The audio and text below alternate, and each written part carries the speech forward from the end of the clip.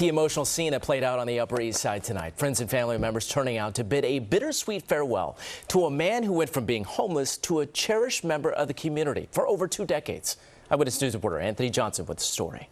You're like the #1 celebrity in the neighborhood. Earl Wilcox has been a beacon of light on the Upper East Side. But this was a bittersweet celebration for a man who has given so much to the community as he prepares to move to Tampa to spend the last of his days.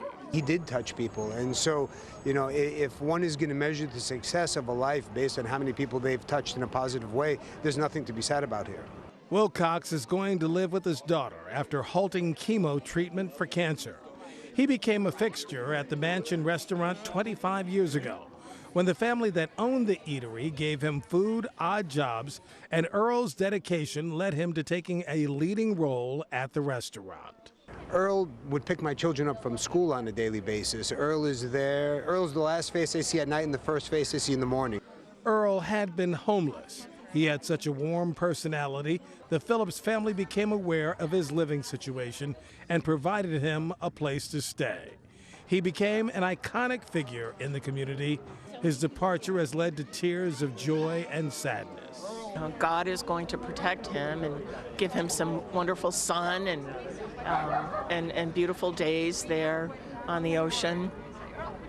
And we're so grateful for that. The restaurant had a going-away party filled with balloons and lots of cake.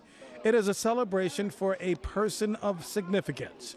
Earl's daughter was surprised by the turnout to say goodbye to her father. I did not know that he was so beloved in the community. I didn't know.